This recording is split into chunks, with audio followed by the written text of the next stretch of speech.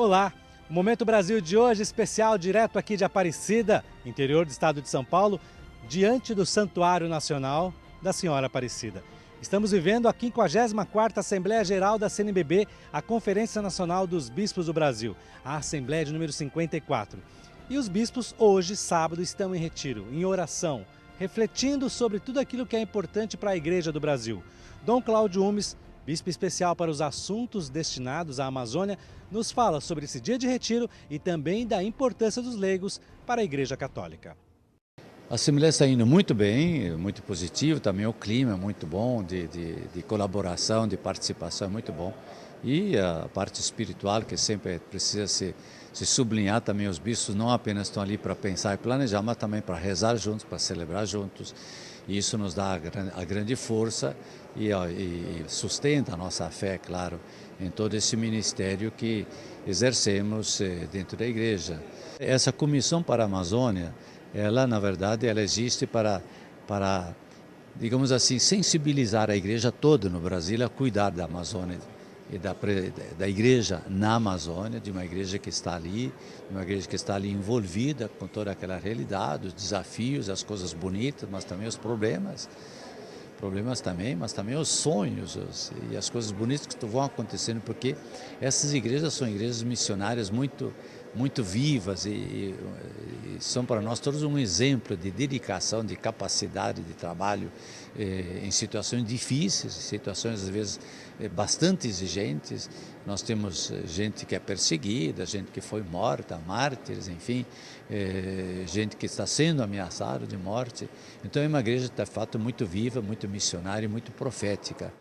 O Santuário Nacional de Nossa Senhora da Conceição Aparecida está se preparando para esta caminhada até outubro de 2017, do ano que vem, porque 300 anos do encontro da imagem de Nossa Senhora Aparecida vai ser celebrado aqui. A Igreja do Brasil inteira vai estar aqui, porque os 3 pescadores encontraram essa imagem que está aqui até os dias de hoje. É o devoto da Senhora Aparecida que comparece a este santuário. E nós estamos aqui, claro, por causa da Assembleia de número 54 da CNBB. Dom Orlando Brandes fala sobre o documento que vai ser lançado na próxima semana, aqui em especial para os leigos do Brasil. O texto que nós temos, ele vai falar muito do leigo como sujeito na igreja. Já passou o tempo, não é? Do leigo coroinha, do leigo de segunda categoria. Isso não deveria mais existir na igreja. Seria uma anormalidade. É uma anormalidade, viu?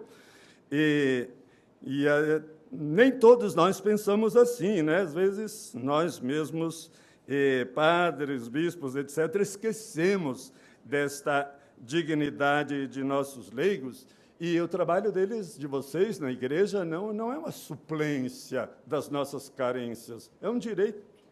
Aqui fala muito dos direitos dos leigos, a partir, como digo, que o leigo é sujeito dessa realidade, ele não apenas pertence à igreja, o leigo é a igreja, é muito diferente isso, né? E também, já desde das conferências latino-americanas, vou me referir aqui a Santo Domingo, a Conferência dos Bispos da América Latina, que foram acontecendo no decorrer do tempo. A última, aliás, foi aqui em Aparecida, muito famosa. Pois bem, lá está dito assim: muita gente se sente católico, mas não se sente igreja. Quer dizer, está vendo? Está faltando aquela consciência ou aquele espaço dos próprios leigos para, então, serem esses cidadãos, viver uma verdadeira cidadania. Veja, já Pio XII, antes do Concílio Vaticano II, falava que os leigos deveriam ser repatriados. Estavam fora da sua pátria normal, que é a igreja. Então, é um tema fantástico, tanto que esse tema, no Concílio Vaticano II, se chamou de Revolução Copernicana.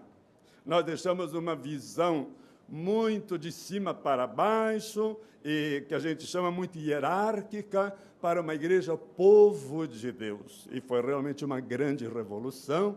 Já evoluímos em muitos passos, mas também paramos em outros e até recuamos em outros também.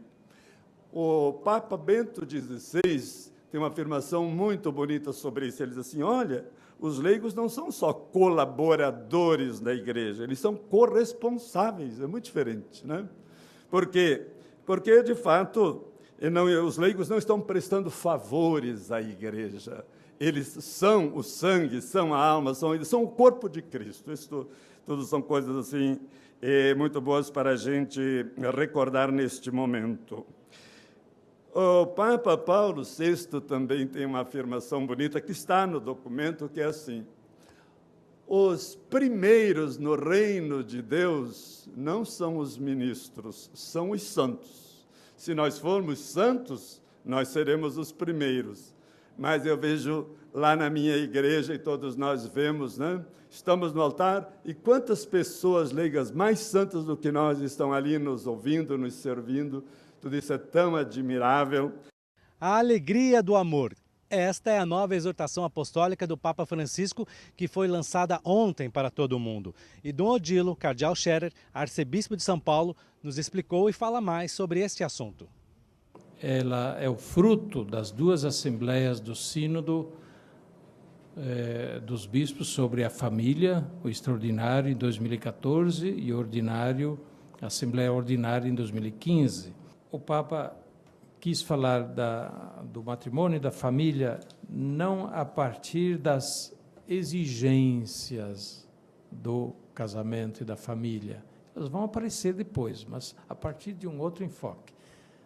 Nem fala do casamento e da família a partir dos problemas, né? Porque se nós olharmos problemas, nós vamos poder enumerar e quantos eles existiram desde Adão e Eva e vão existir até o fim do mundo. Se nós quisermos libertar a família de todos os problemas, para então começar a ter família e casamento, não vai ter nunca. Então, começa a falar daquilo que é bom no casamento, na família, daquilo que realmente leva a fazer casamento e família, que é o amor. As qualidades do amor, depois a boa nova do casamento e da família. E eu acho que nisso o Papa é muito sábio, né?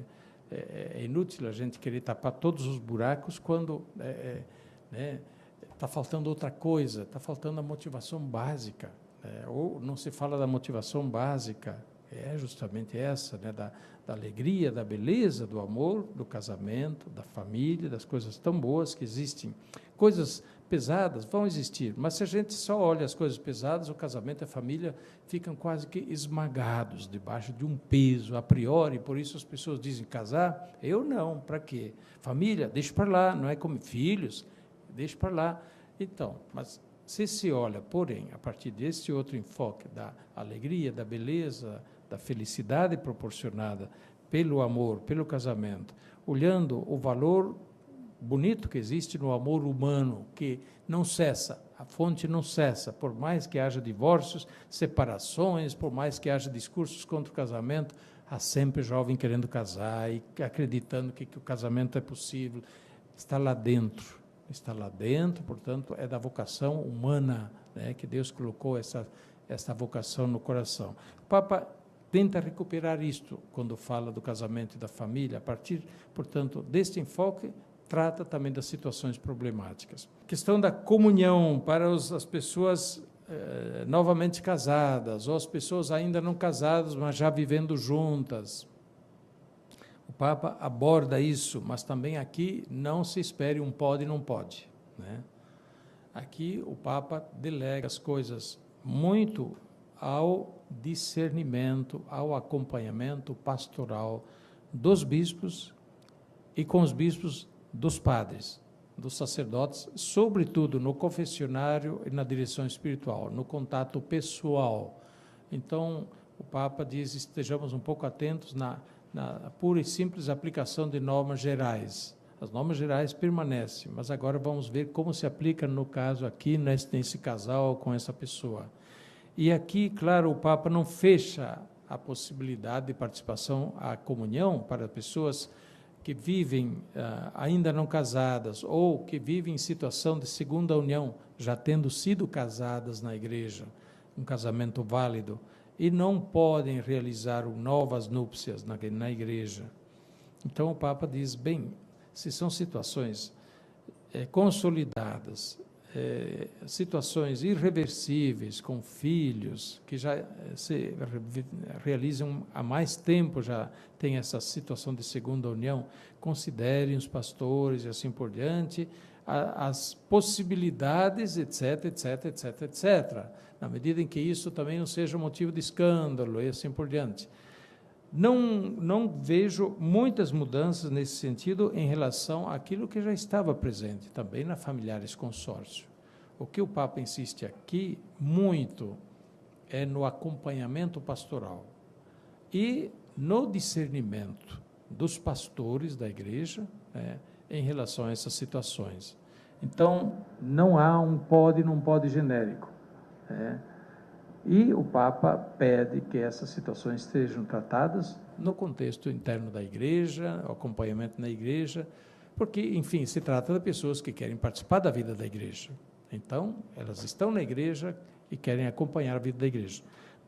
Por outro lado, o Papa também diz há inúmeras possibilidades de essas pessoas participarem da vida da igreja, de estarem na igreja, de não se sentirem excluídas da igreja. Claramente diz, elas não estão excomungadas. E a igreja não fala em excomunhão nesses casos das pessoas. Existem muitas formas de participação da comunhão na igreja e também da participação na vida da igreja, na vida missionária, na vida pastoral da igreja, onde essas pessoas podem e devem participar, são estimuladas a participar. Outra questão que sempre logo vem à tona é esta, né? Afinal, o Papa liberou ou não liberou o casamento entre pessoas do mesmo sexo? Alguém esperava que o Papa liberasse? Evidente, não, o Papa claramente diz que casamento só existe entre um homem e uma mulher, né? Não existe casamento entre duas pessoas do mesmo sexo, né? E, portanto, as pessoas que eventualmente escolheram esse caminho devem ser tratadas também com respeito, mas isso não pode ser considerado um casamento, nem podem essas pessoas pretender que isto deva ser reconhecido pela igreja como um casamento. E, portanto, está dito claramente pelo Papa que não se trata de fazer casamento de pessoas do mesmo sexo. Lembrando que o Santuário Nacional está sempre pronto para receber você que é devoto e que é devota da Senhora Aparecida. Estamos caminhando rumo aos 300 anos do encontro da imagem de Nossa Senhora, imagem que foi encontrada em 1717 pelos 3 pescadores aqui no Rio Paraíba. O Momento Brasil vai ficando por aqui, nós vamos continuar aqui na Assembleia Geral da CNBB.